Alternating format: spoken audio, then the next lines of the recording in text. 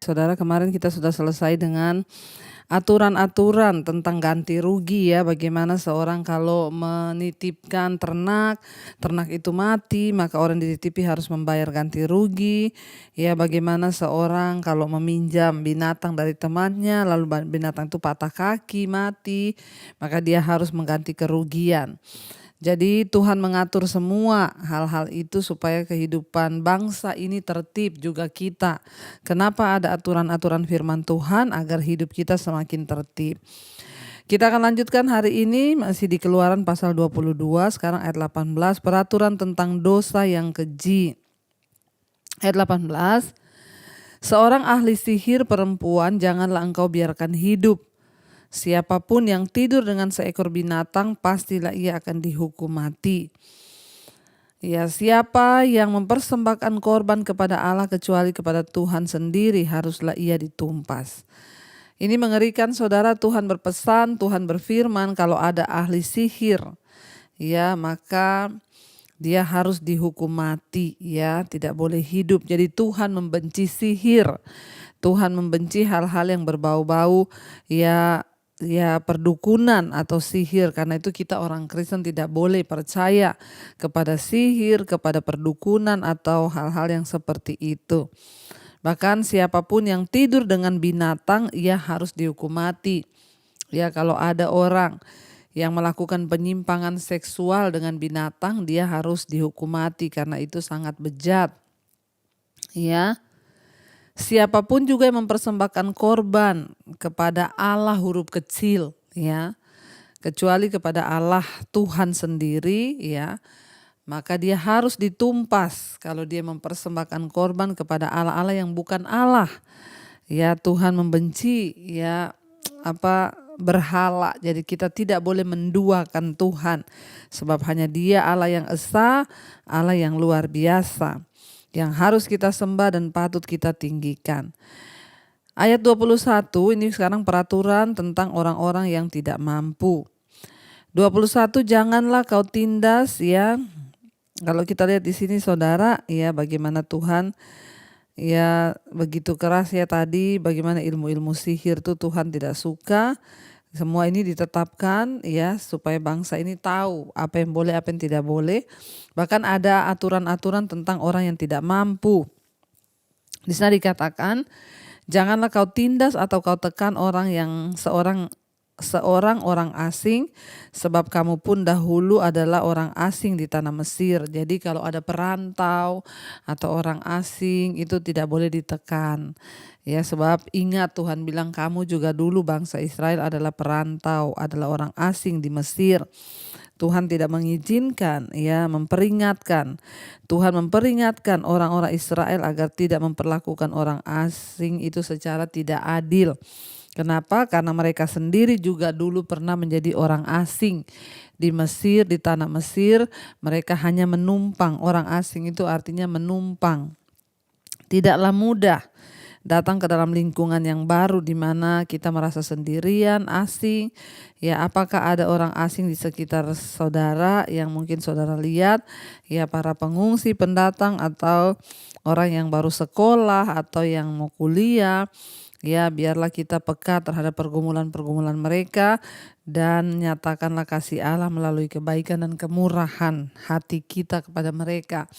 Saya juga dulu pernah menjadi orang asing di banyak tempat. Ketika saya mengikuti Tuhan, ya tetapi selalu ada orang-orang di sekeliling yang dipakai Tuhan untuk ya menjadi berkat. Jadi kita percaya bahwa ya segala yang Tuhan izinkan terjadi ya itu pasti membawa kebaikan saudara. Jadi kita berdoa ya biar Tuhan beri kita kepekaan untuk mau saling menolong satu dengan yang lain, ya bukan hanya saudara cuek dengan keadaan orang-orang di sekeliling kita, terutama orang-orang yang membutuhkan. Ya, kita harus bisa menjadi saluran Tuhan untuk terus menolong, terutama orang-orang yang sangat membutuhkan. Ya, seperti bangsa Israel dulu menjadi orang asing di Mesir. Tapi ya Tuhan menolong mereka. Dan sekarang ayat yang ke-21 ya ayat ke-22, seseorang janda atau anak yatim janganlah kamu tindas. Jika engkau memang menindas mereka ini, tentulah aku akan mendengarkan seruan mereka. Jika mereka berseru-seru kepadaku dengan nyaring, maka murkaku akan bangkit dan aku akan membunuh kamu dengan pedang, sehingga istri-istrimu menjadi janda dan anak-anakmu menjadi yatim. Jadi janda atau anak yatim. Ini janda yang ditinggal mati oleh suami, bukan janda muda yang bercerai, saudara ya. Jadi janda yang benar-benar patut kasihani ya, karena sekarang banyak janda itu dia jadi janda karena keinginannya dia sendiri ya, karena berselingkuh lalu bercerai. Tapi janda yang anaknya itu anak yatim, artinya ditinggal mati oleh suami, itu kita harus perhatikan ya. Tapi perhatikan, Tuhan bilang janda yang betul-betul takut Tuhan. Ya kalau janda yang gak takut Tuhan, saudara ya begitulah saudara.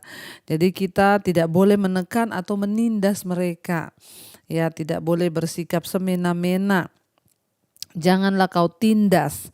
Artinya apa? Jangan kita berlaku tidak adil ya kepada mereka, sebab kalau mereka berseru kepada Tuhan dan Tuhan mendengarkan doa mereka, maka Tuhan akan membalaskan kepada engkau ya, sehingga engkau juga akan menjadi janda, anak-anakmu akan menjadi yatim.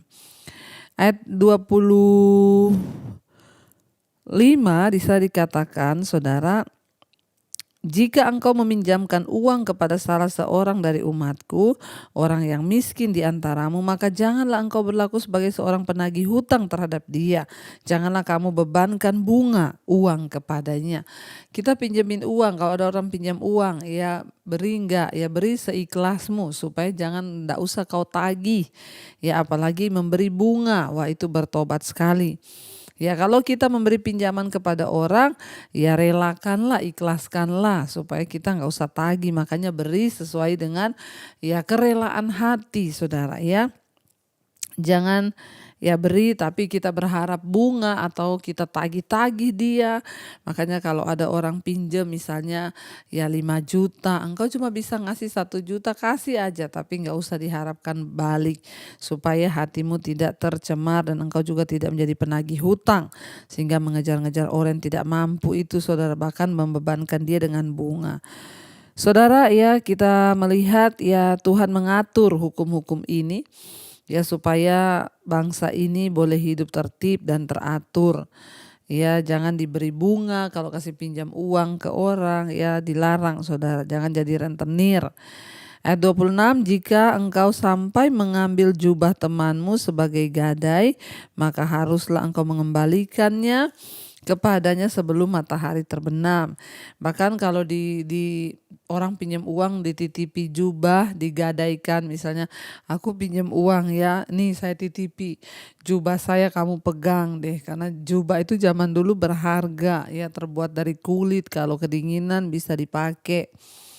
Ya Tuhan bilang kalau ada orang yang pinjam uang lalu titip jubahnya untuk sebagai jaminan gadean kepadamu, sebelum matahari terbenam engkau harus kembalikan. Berarti kan gak ada guna, tidak boleh menerima jaminan kalau orang pinjam uang, saudara. Di sini dikatakan ya, tidak sampai matahari terbenam kamu nggak boleh ya tahan jubah itu, harus dibalikin. Sebab hanya itu saja penutup tubuhnya, itulah pemalut kulitnya. Pakai apakah ia pergi tidur? Maka apabila ia berseru-seru kepadaku, kata Tuhan, aku akan mendengarkannya, sebab aku ini pengasih. Jadi jangan sembarangan ya, kita semua harus ya sungguh-sungguh untuk mengasihi, ya mengikuti aturan ya yang sudah Tuhan tetapkan, supaya Tuhan tidak mendengarkan seruan orang-orang yang ya sedang kesusahan itu saudara, lalu ya engkau akan mati karena engkau menekan orang yang sedang susah. Itu kata firman Tuhan. Jadi tidak boleh seperti itu.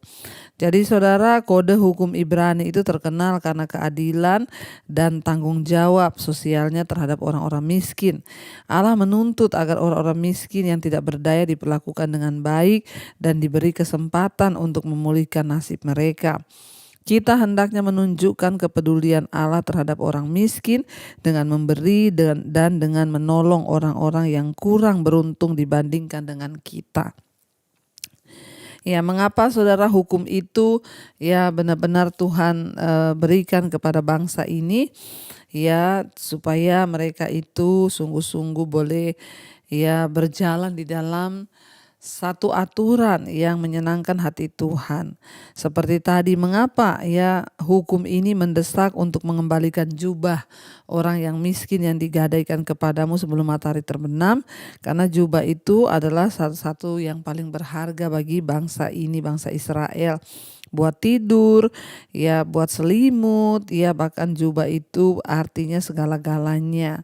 Ya jadi ya jubah itu berarti sangat mahal bagi yang punya saudara, dan kebanyakan orang hanya memiliki satu jubah, apalagi kalau dia miskin.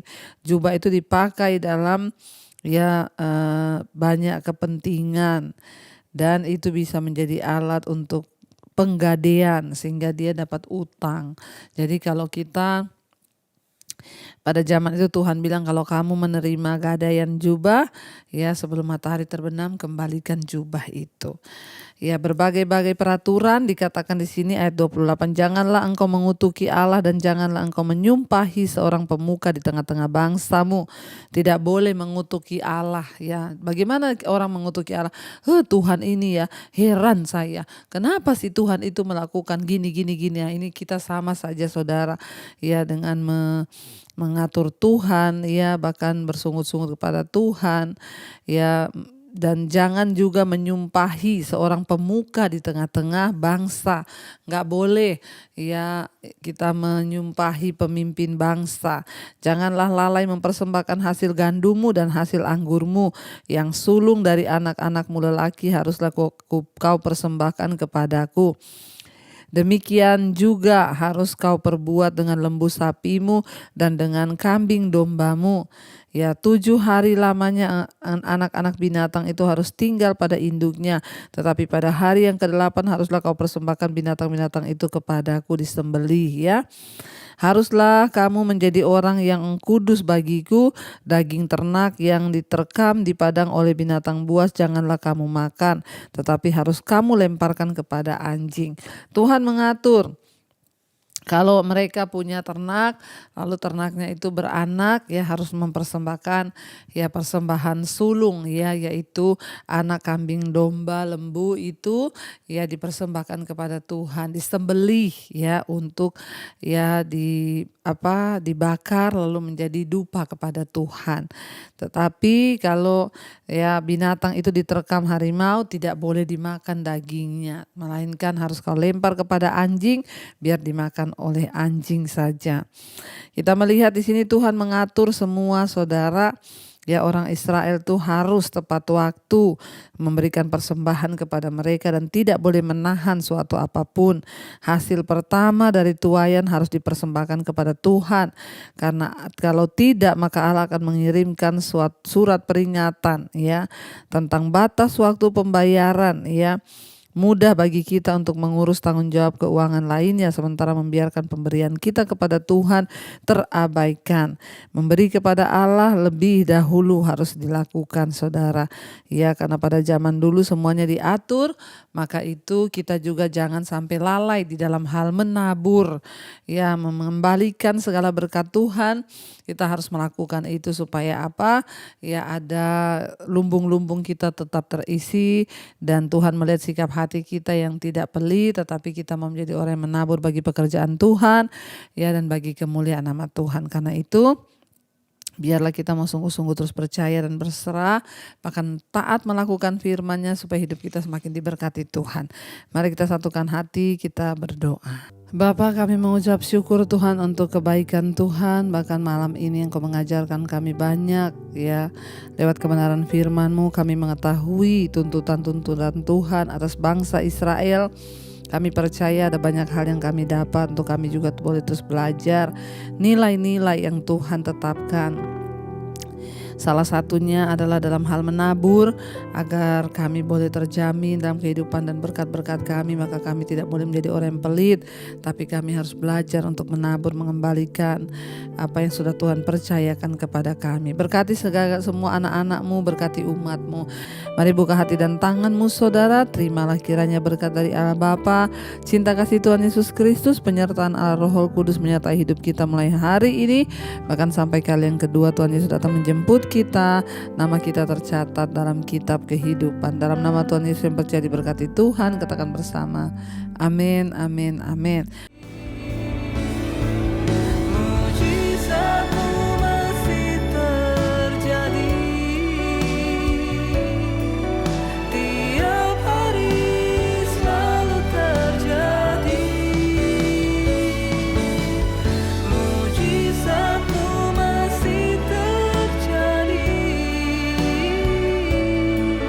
Setiap hari selalu terjadi.